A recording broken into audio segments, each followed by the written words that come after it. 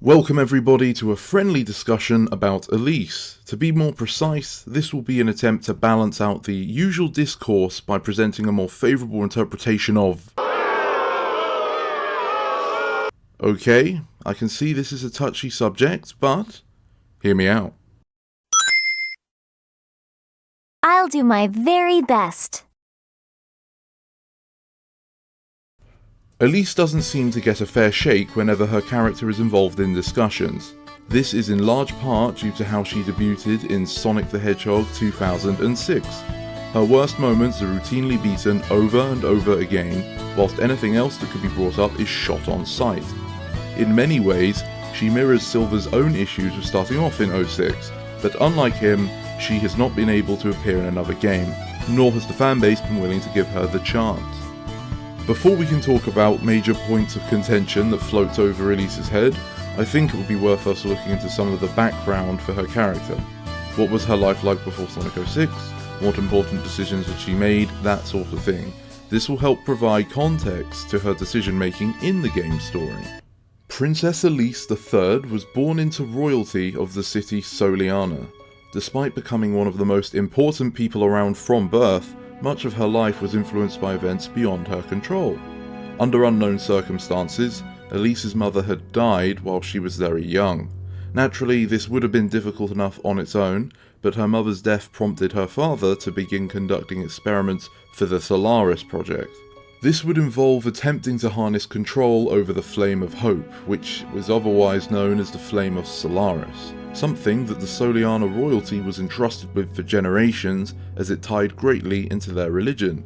As one might expect, their attempts to control a god did not go as planned, and some guard also seemed to allow the heir to the throne to wander into the highly dangerous area. Solaris breaks free with a powerful explosion, which her father shields Elise from. Whilst she is unconscious, the Duke of Soliana ends up sealing the power of Iblis within her, and leaves her with some final words. That's a good girl, Elise. Remember, be brave. Don't cry, no matter what happens. Otherwise, your tears will call forth the flames inside you. Become a strong queen who doesn't cry, no matter what happens. And live happily.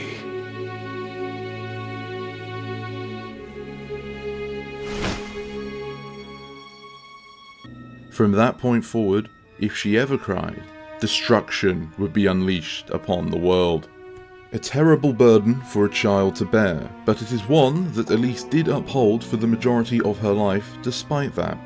The princess is shown throughout the games to have visions of Iblis awakening and burning the world. Mentally, it must have been difficult to understand that the only thing preventing that was herself. Unsurprisingly, Elise did not lead a very happy existence despite her father's wish, due to being left alone in the world and having to manage not just her royal duty, but the consequences of the late Duke's mistake. Likely she had to lock her emotions away, otherwise she risked unleashing Iblis. Despite this though, we are told by numerous NPCs in the game that she is a beloved ruler and dedicates herself to the people of Soliana. In the game's own introduction, we are shown that Elise continues to honour and live up to the traditions of her people, as well as presenting herself as being happy. Throughout all that, we get to know how Elise lived her life. The most defining point would be of her self-sacrifice. In order to keep her citizens safe, she denies her own feelings to put everyone else before herself, and all due to events that were out of her control. As selfless as that is, it is also a prison. Elise is trapped, and if she ever tried to escape, the whole world would pay the price. Or so she may have thought. Sonic's arrival into Elise's life changed everything. When they first meet, she mistakes him for Silver the Hedgehog due to his time-travelling shenanigans, which already likely caused her to have some sort of a positive predisposition towards him. While Sonic tries to get her away from Eggman, she expresses surprise that Sonic is deciding to help her for no reason, suggesting that despite her innate value as a princess, Elise has such a low self-esteem that she believes only someone with something to gain would assist her.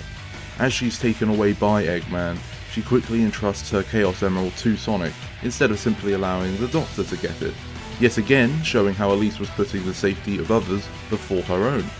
From here on out, Elise is constantly being saved and recaptured, but during the course of the game, we see how Sonic's influence begins changing the way the princess behaves.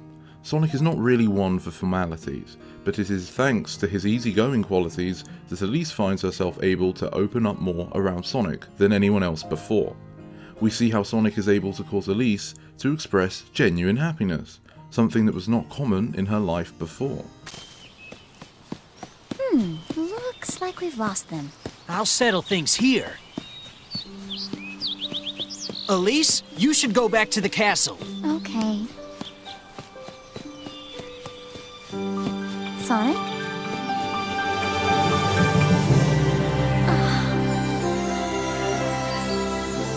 It's so beautiful. I've never seen so many flowers before.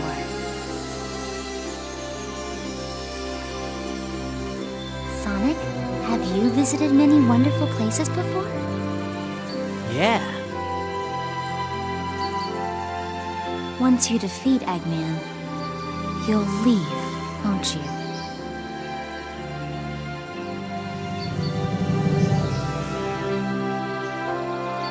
Though I've been frightened many times, I've also enjoyed this adventure. It allowed me to be something other than a princess. I was able to be myself. A girl. It sounds like being a princess isn't that easy. It isn't sometimes, but I love this country. Everyone in the castle, the children, all my citizens really. The same love my late father and mother had. Don't cry, Elise. Become a strong queen who doesn't cry, no matter what happens. And so, I do my best to protect my country. I understand everything my parents said to me now. Sonic, if you leave here to go on another adventure, remember this place. Definitely.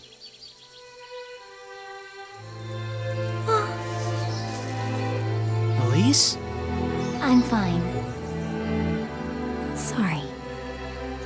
I mustn't cry. I can't. Elise, smile.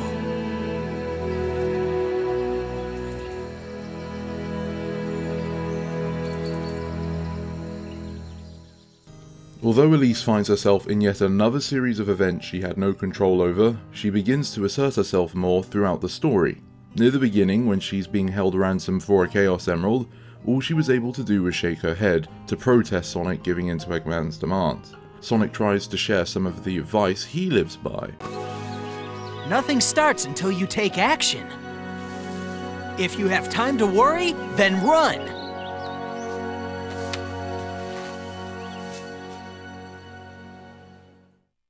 Taking that to heart, the next time she finds herself captured, Elise makes a prison escape rather than waiting for something to happen to her. During a later capture, Elise says she would rather die over allowing Eggman to gain access to Solaris, deciding to jump out of his Eggmobile to certain death. Now, she is saved by Sonic, but she was seemingly expecting to meet with the ground's cold embrace when she took the leap. Although, based on the ruined future, it is possible her death would have released Iblis. But the point was that she didn't want Eggman to be in control of its power. There are a lot of complaints about how useless Elise is in the story, citing that all she does is call for help and get captured. But even with just taking what we covered in this video into account, that is a pretty unfair criticism. A lot of what Elise does is choosing to place the fate of the realm over her own when she can. She's just a girl. What is she supposed to do when Eggman's robots come after her? It's not like she can flex out of the grabby hands.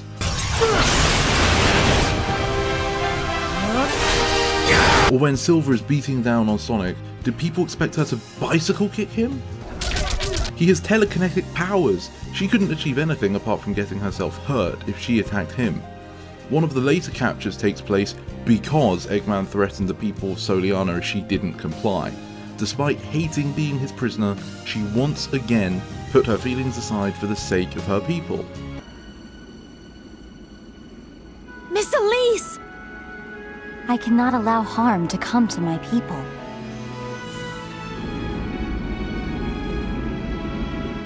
Miss Elise! It is my duty as Princess of Soliana to go. There is no other choice.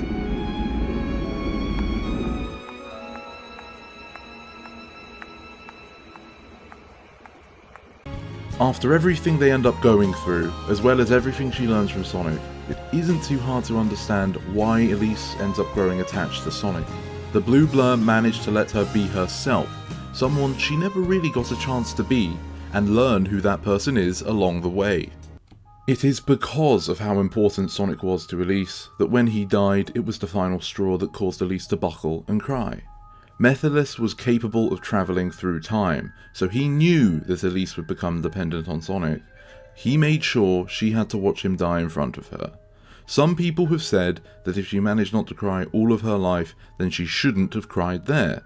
But before Sonic came along, Elise never really experienced true happiness. It was thanks to the new experiences Sonic represented that having all of it snatched away overwhelmed the princess. And who can blame her? Looking at the current state of Sonic would make anyone want to cry. Whoa, this guy is faster than Sonic! No, wait, it's something else. Gotta scan him and figure this out. What are you? How are you doing? Go! Wait, it's something else. Gotta scan him and figure this out. Nice. Tails? I need to know what's going on with this guy. Wait, it's something else. Gotta scan him and figure this out.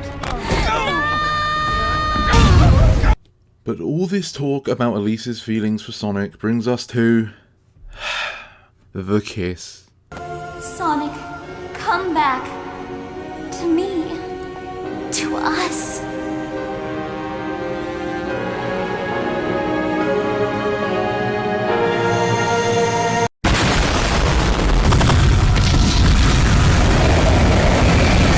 No, calm down. Let's actually put some thought into this for a second.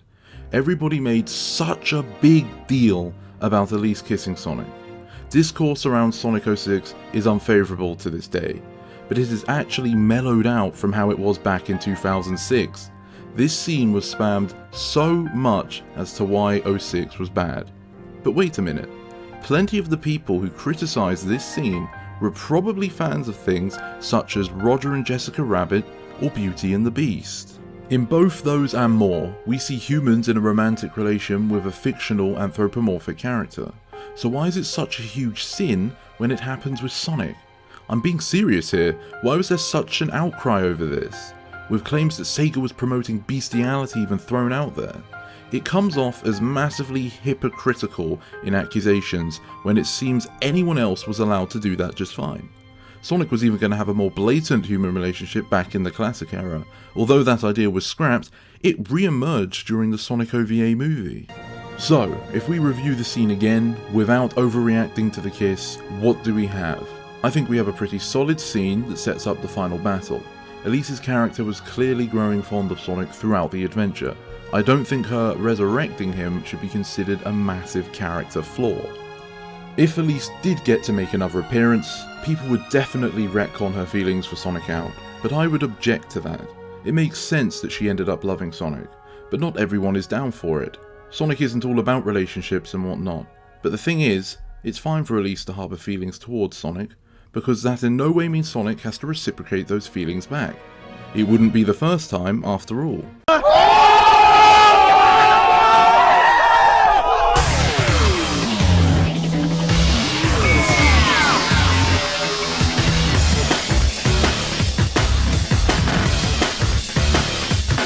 Something else I think harms people's perception of Elise is the way she affects Sonic's character. This is actually not her fault at all, but Sonic's, or more accurately, the way Sonic was written. In Sonic 06, the Hedgehog is generally far less upbeat than usual. Don't get me wrong, he still taunts Eggman, gives people thumbs up and stays motivated, but he is also notably less energetic overall. The exception seems to be whenever he is alone with Elise. Whilst this was clearly done to emphasise their developing relationship, it makes Sonic come off as slightly out of character. He's very focused on getting Elise back, and is serious a lot more often than usual. I know I noticed it as a kid anyway. It doesn't help that Sonic can also act sappy around her either. If Sonic behaved more upbeat with everyone instead of just Elise, I think that problem would be far less pronounced. The last thing we see from Elise is when she and Sonic visit the Flame of Solaris. This is another aspect that people criticise Elise over. She hesitates about resetting time because it would mean she would have never met Sonic. Whilst that is pretty extreme, you have to remember everything that Sonic had done for her life, and she recently already thought she had lost him. And yet, despite her feelings, with some encouragement from Sonic, Elise does what she had always done, and put the people before herself. To tell the truth, I don't care what happens to the world. Elise, just smile.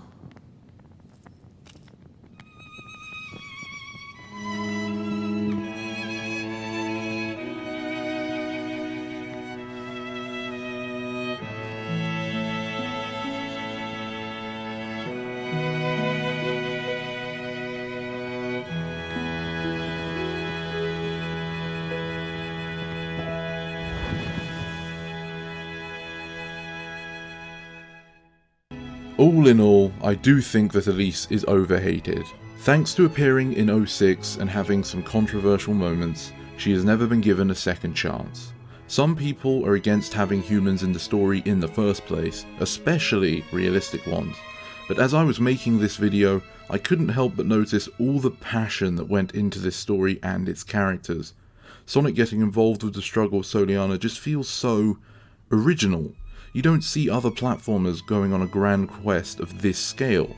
If 06 wasn't a complete disaster, we may have seen more from Soliana and Elise, and with that, she may have had her character improved over time much like Silver's had.